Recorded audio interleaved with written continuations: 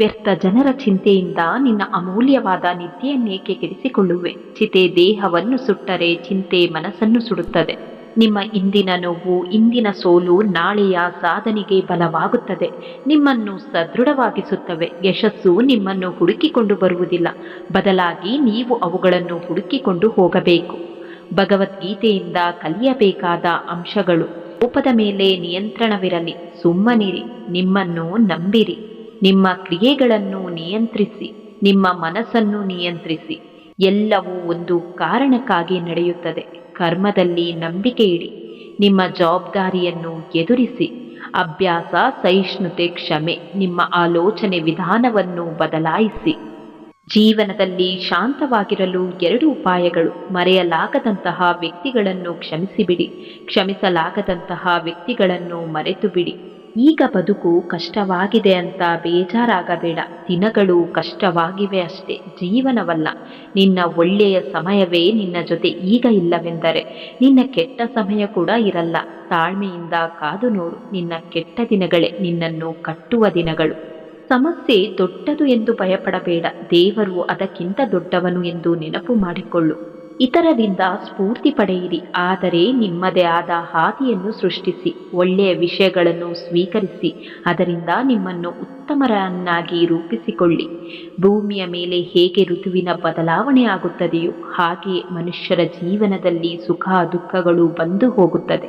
ಬದುಕು ಎಂದರೆ ಕಷ್ಟಗಳನ್ನು ಎದುರಿಸುವುದು, ಆದರೆ ಅದಕ್ಕೆ ಎಂದಿಗೂ ಧೈರ್ಯ ಕಳೆದುಕೊಳ್ಳಬಾರದು.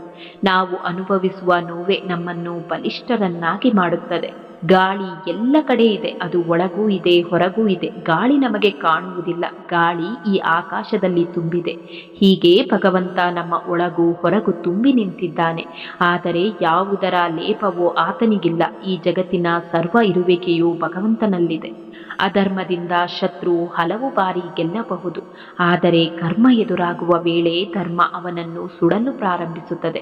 ಅವನ ನಿರ್ನಾಮ ತಪ್ಪಿಸಲು ಯಾರಿಂದಲೂ ಸಾಧ್ಯವಿಲ್ಲ. ಸಂಬಂಧಗಳು ಮತ್ತು ಸಂಪತ್ತನ್ನು ಸಮಾನ ಗೌರವದಿಂದ ಆಧರಿಸಿ, ಯಾಕೆಂದರೆ 2 ಗಳಿಸಲು ಕಷ್ಟ, ಕಳೆದುಕೊಳ್ಳುವುದು ತುಂಬಾ ಸುಲಭ.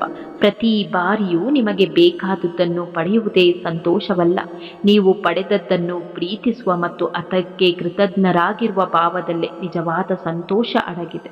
ಒಂದು ಬಾರಿ ಸೋತರೆ ಜೀವನವೇ ಮುಗಿದು ಹೋಯಿತು ಅಂತ ಭಾವಿಸಬೇಡಿ. ಒಂದು ಬಾಗಿಲು ಮುಚ್ಚಿದರೆ 100 ಬಾಗಿಲು ತೆರೆದಿರುತ್ತದೆ. ಒಂದು ಮಾತು ನೆನಪಿನಲ್ಲಿಟ್ಟುಕೊಳ್ಳಿ: ಸುಖದಲ್ಲಿ ಎಲ್ಲರೂ ಸಿಗುತ್ತಾರೆ, ಆದರೆ ದುಃಖದಲ್ಲಿ ಕೇವಲ ಭಗವಂತ ಮಾತ್ರ ಸಿಗುವನು. ನೀವು ಮಾಡುವ ಕೆಲಸದ ಮೇಲೆ ನಿಮಗೆ ಭರವಸೆ ಇರಲಿ, ಶಂಕಿಸುವುದಕ್ಕೆ ಇಡೀ ಜಗತ್ತೇ ಇದೆ. ಗುರಿ ಎಷ್ಟು ದೊಡ್ಡದಾಗಿರುತ್ತೋ ಮನಸ್ಸು ಅಷ್ಟೇ ಗಟ್ಟಿಯಾಗಿರುತ್ತೆ.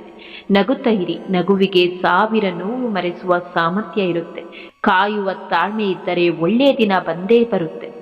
ಎಲ್ಲರ ಜೊತೆಯಲ್ಲಿ ಇರು, ಎಲ್ಲರಂತೆ ನಗುತ್ತಲಿರು. ಅಷ್ಟು ಬಿಟ್ಟರೆ ಎಲ್ಲರೂ ನಮ್ಮವರೇ ಎಂದು ಹೆಮ್ಮೆ ಪಡಬೇಡ. ನಟನೆಯಿಂದ ಕೂಡಿದ ಮನುಷ್ಯನ ಪ್ರೇಮ ವಿಷಕ್ಕಿಂತ ಅಪಾಯಕಾರಿ ಎಂಬುದನ್ನು ಮರೆಯಬೇಡ. ನಷ್ಟದ ನೋವನ್ನು ಮರೆತು ಸದಾ ಹೊಸದನ್ನು ಸಾಧಿಸುವುದರಲ್ಲಿ ನಿರತರಾಗಿರುವುದೇ ಜೀವನದ ಸಾರ್ಥಕತೆ. ನಿಮ್ಮನ್ನು ಕೀಳಾಗಿ ಕಾಣುವವರು ಯಾರೇ ಇರಲಿ, ಅವರಿಂದ ದೂರವಿರಿ. ನಿಮ್ಮನ್ನು ಸ್ನೇಹ ಪ್ರೀತಿಯಿಂದ ಕಾಣುವವರು ಬಡವರೇ ಆಗಿರಲಿ, ಅವರ ಸನಿಹದಲ್ಲಿ ಇರಿ. ಆಗ ನಿಮಗೂ ಬೆಲೆ, ನಿಮ್ಮ ಮಾತಿಗೂ ಬೆಲೆ. ಭೀಷ್ಮ ಪಿತಾಮಹ ಶ್ರೀಕೃಷ್ಣನನ್ನು ಕೇಳಿದರು, ಭೂಮಿಗಿಂತ ಭಾರವಾದದ್ದು ಯಾವುದು? ಬೆಂಕಿಗಿಂತ ವೇಗವಾಗಿರುವುದು ಯಾವುದು? ಕಾಡಿಗೆಗಿಂತ ಕಪ್ಪಾಗಿರುವುದು ಯಾವುದು? ಶ್ರೀಕೃಷ್ಣ ಈ ರೀತಿ ಹೇಳಿದರು, ಭೂಮಿಗಿಂತ ಭಾರವಾದದ್ದು ಪಾಪ, ಬೆಂಕಿಗಿಂತ ವೇಗವಾಗಿರುವುದು ಕೋಪ, ಕಾಡಿಗೆಗಿಂತ ಕಪ್ಪಾಗಿರುವುದು ಕಳಂಕ. ಮೋಸ ಮಾಡಿದವರ ಮೇಲೆ ಪ್ರತಿಕಾರ ತೀರಿಸಿಕೊಳ್ಳಲು ಹೋಗಬೇಡ. ನೆನಪಿರಲಿ, ಕೊಳೆತ ಹಣ್ಣುಗಳು ತಾನಾಗಿಯೇ ಉದುರುತ್ತೆ. ನಿನ್ನನ್ನು ಬೇರೆಯವರೊಂದಿಗೆ ಹೋಲಿಸಿಕೊಂಡು ಬೇಸರ ಪಡಬೇಡ, ಯಾಕೆಂದರೆ ಚಿನ್ನ ಮತ್ತು ಅನ್ನ ಎರಡಕ್ಕೂ ಅದರದೇ ಆದ ಮಹತ್ವವಿದೆ. ಸಂದರ್ಭ ಬಂದಾಗ ಅವುಗಳ ಬೆಲೆ ತಿಳಿಯುತ್ತೆ. ಟೀಕೆಗಳಿಗೆ ನಮ್ಮ ಜೀವನ, ವ್ಯಕ್ತಿತ್ವ, ನಡವಳಿಕೆಗಳು ಉತ್ತರ ಹೇಳಬೇಕೇ ಹೊರತು ಮಾತಿನಿಂದ ಹೇಳಿ ಪ್ರಯೋಜನವಿಲ್ಲ. ಎಡವಿ ಬೀಳುತ್ತೇವೆ ಎಂಬ ಭಯದಲ್ಲಿ ಏಣಿಯನ್ನು ಏರದೇ ಇದ್ರೆ ನೆಲದ ಮೇಲಿನ ಬದುಕನ್ನೇ ನಂಬಿಕೊಂಡು ಇರಬೇಕಾಗುತ್ತೆ. ಗುರಿ ತಲುಪುವವರೆಗೆ ವಿಶ್ವವನ್ನೇ ಮರೆತರೂ ವಿಶ್ವಾಸವನ್ನು ಮರೆಯದಿರು. ಯಾವಾಗಲೂ ನಗುವ ಮತ್ತು ತುಂಬ ಮಾತನಾಡುವ ವ್ಯಕ್ತಿ ಸುಮ್ಮನಾಗಿ ಬಿಟ್ಟರೆ ಅರ್ಥ ಮಾಡಿಕೊಳ್ಳಿ, ಆ ವ್ಯಕ್ತಿ ಒಳಗಿನಿಂದ ಸಂಪೂರ್ಣವಾಗಿ ನೊಂದಿದ್ದಾನೆ. ಅವಕಾಶ ಸಿಕ್ಕಿದೆ ಅಂತ ಅವಮಾನ ಮಾಡಬೇಡಿ. ಸಮಯ ಎಲ್ಲರಿಗೂ ಅವಕಾಶ ಮಾಡಿಕೊಡುತ್ತೆ, ಅದು ನೆನಪಿರಲಿ. ಎಲ್ಲ ನನ್ನವರು ಎನ್ನುವುದು ಭ್ರಮೆ, ನಾನು ನನ್ನದು ಎನ್ನುವುದು ಸ್ವಾರ್ಥ, ಅವರು ನನ್ನವರು ಎನ್ನುವುದು ಶುದ್ಧ ಸುಳ್ಳು. ನಿನಗಾಗಿ ನೀನು ಎಂಬುವುದಷ್ಟೇ ಸತ್ಯ. ಯಾರಿಂದಲೂ ಏನನ್ನೂ ಬಯಸದೇ ಇರುವುದು ಸೌಖ್ಯ. ತಾವು ಮಾಡಿರುವ ಕರ್ಮಗಳಿಗೆ ತಾವೇ ಜವಾಬ್ದಾರರು. ಪಾಪವಾಗಲಿ ಪುಣ್ಯವಾಗಲಿ ಅದನ್ನು ನಾವೇ ಅನುಭವಿಸಬೇಕು. ಇದರಿಂದ ಯಾರೂ ತಪ್ಪಿಸಿಕೊಳ್ಳಲು ಸಾಧ್ಯವಿಲ್ಲ. ಯಾರ ಮನಸ್ಸಿನಲ್ಲಿ ನಾನೇ ಸರಿ ಎನ್ನುವುದು ಇರುತ್ತದೋ ಆತನಿಗೆ ತನ್ನ ತಪ್ಪಿನ ಅರಿವೇ ಇರೋದಿಲ್ಲ.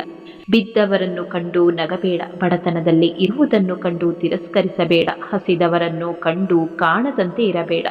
ನಾ ಕಾಲಚಕ್ರದೊಳಗೆ ಇರುವೆನೆಂಬುದನ್ನು ಎಂದಿಗೂ ಮರೆಯಬೇಡ. ಟೀಕೆಗಳ ಭಯದಿಂದ ನಿಮ್ಮ ಗುರಿಯನ್ನು ಬಿಟ್ಟುಕೊಡಬೇಡಿ. ಯಾಕೆಂದ್ರೆ ಗುರಿಯನ್ನು ಸಾಧಿಸಿದ ತಕ್ಷಣ ಟೀಕಿಸುವ ಜನರ ಅಭಿಪ್ರಾಯವೂ ಬದಲಾಗುತ್ತೆ.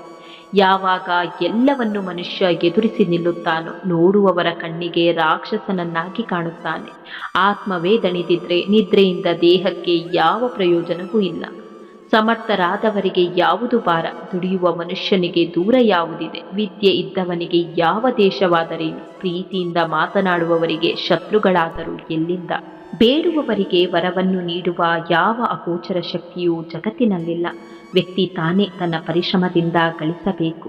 ಭಗವಂತನನ್ನು ಕಾಣಲು ಇರುವ ಮೂಲ ಮಂತ್ರ ಭಕ್ತಿ. ಏಕನಿಷ್ಠೆಯಿಂದ ಭಗವಂತನನ್ನು ಅನನ್ಯವಾಗಿ ಭಕ್ತಿ ಮಾಡುವುದರಿಂದ ಆತನನ್ನು ಸೇರಲು ಸಾಧ್ಯ. ಎಲ್ಲರಿಗೂ ಮಿಗಿಲಾದ ಭಗವಂತ ಭಕ್ತ ಪರಾಧೀನ.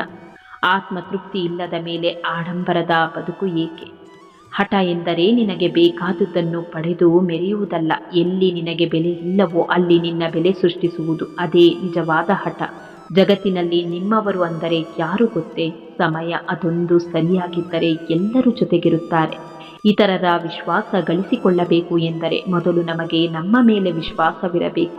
ಎಲ್ಲ ಮಹಾನ್ ಕೆಲಸಗಳು ಆರಂಭದಲ್ಲಿ ಅಸಾಧ್ಯವೆಂದೇ ಕಾಣುತ್ತದೆ. ನಿಮ್ಮ ಕನಸುಗಳನ್ನು ನನಸು ಮಾಡುವವರು ನೀವೇ. ಆದ್ದರಿಂದ ಬದುಕುವ ದಾರಿಯನ್ನು ಜಾಣತನದಿಂದ ಆರಿಸಿಕೊಳ್ಳಿ. ನಾವು ಸಂಪಾದಿಸಿದ ಒಡವೆ, ವಸ್ತ್ರ, ಹಣ, ಆಸ್ತಿ, ಸಂಪತ್ತು ಇದೆಲ್ಲದಕ್ಕೂ ನಾವೇ ಕಾವಲುಗಾರರಾಗಿ ಇರಬೇಕು. ಆದರೆ ನಾವು ಸಂಪಾದಿಸಿದ ವಿದ್ಯೆ, ದಾನ, ಧರ್ಮ, ಪುಣ್ಯ ಇವೆಲ್ಲವೂ ನಮಗೆ ಕಾವಲುಗಾರ ಆಗಿರುತ್ತದೆ. ಒಳ್ಳೆಯವರ ಶಾಪ ಒಳ್ಳೆಯದಲ್ಲ. ಕೆಟ್ಟವರು ಕೆಟ್ಟದ್ದು ಮಾಡೋಕೆ ಶುರು ಮಾಡಿದರೆ ಕೆಟ್ಟದಾಗಬಹುದು ಅಷ್ಟೇ. ಆದರೆ ಒಳ್ಳೆಯವರು ಕೆಟ್ಟದ್ದನ್ನು ಮಾಡಲು ಶುರು ಮಾಡಿದರೆ ಅದು ಭಯಾನಕವಾಗಿರುತ್ತದೆ. ಒಳ್ಳೆಯವರಿಗಾದ ಮೋಸಕ್ಕೆ ಭಗವಂತನೇ ಉತ್ತರ ಕೊಡುತ್ತಾನೆ. ಕಾದು ನೋಡಬೇಕಷ್ಟೆ. ಯಶಸ್ಸು ಎಂಬುವುದು ಅಂತಿಮವಲ್ಲ. ವೈಫಲ್ಯ ಎಂಬುವುದು ಮಾರಕವಲ್ಲ. ಮುಂದುವರಿಯುವ ಧೈರ್ಯ ಮಾತ್ರ ಮುಖ್ಯ. ಕೆಟ್ಟ ಯೋಚನೆಗಳನ್ನು, ಕೆಟ್ಟ ಅಭ್ಯಾಸಗಳನ್ನು ಮತ್ತು ಕೆಟ್ಟ ವಿಚಾರಗಳನ್ನು ಬಿಡುವ ಉಪವಾಸ ಮಾಡಿ, ಆದರೆ ಭೋಜನವನ್ನಲ್ಲ. ಇಂದ್ರಿಯ ಸುಖ ಎನ್ನುವುದು ಆರಂಭದಲ್ಲಿ ಮಧುವಿನಂತೆ ಸಿಹಿಯಾಗಿರುತ್ತದೆ, ಅಂತ್ಯ ಕಹಿಯಾಗಿರುತ್ತದೆ. ಪ್ರಾರ್ಥನೆ ಮತ್ತು ನಂಬಿಕೆ ಎರಡು ಕಣ್ಣಿಗೆ ಕಾಣಿಸದಿರಬಹುದು, ಆದರೆ ಅಸಾಧ್ಯವಾದುದನ್ನು ಸಾಧ್ಯವಾಗಿಸುವ ಶಕ್ತಿ ಎರಡಕ್ಕೂ ಇದೆ. ಯಾವ ವ್ಯಕ್ತಿಯ ಜೊತೆ ಇದ್ದರೆ ನಮಗೆ ಹೆಚ್ಚು ನೆಮ್ಮದಿ ಸಿಗುವುದು, ಆ ವ್ಯಕ್ತಿಯ ಜೊತೆ ಸಮಯ ಕಳೆಯಲು ಸಹ ಅಷ್ಟೇ ಕಡಿಮೆ ಸಿಗುವುದು. ನಾವು ಬದುಕಿನಲ್ಲಿ ಪ್ರತಿಯೊಬ್ಬರಿಂದಲೂ ಪಾಠ ಕಲಿಯುತ್ತಲೇ ಇರುತ್ತೇವೆ. ಕೆಲವು ನೋವು ತರಬಹುದು, ಕೆಲವು ಸಂತೋಷ ತರಬಹುದು, ಆದರೆ ಎಲ್ಲವೂ ಬೆಲೆ ಕಟ್ಟಲಾಗದ ಪಾಠಗಳು. ಜೀವನದಲ್ಲಿ ಕೆಟ್ಟ ಸನ್ನಿವೇಶಗಳು ಎದುರಾದಾಗ ನಿಮಗೆ 3 ಆಯ್ಕೆಗಳಿರುತ್ತದೆ. ನೀವು ಏನೆಂದು ತೋರಿಸುವುದು, ಆ ಘಟನೆಯಿಂದ ನಾಶವಾಗುವುದು ಅಥವಾ ಅದರಿಂದ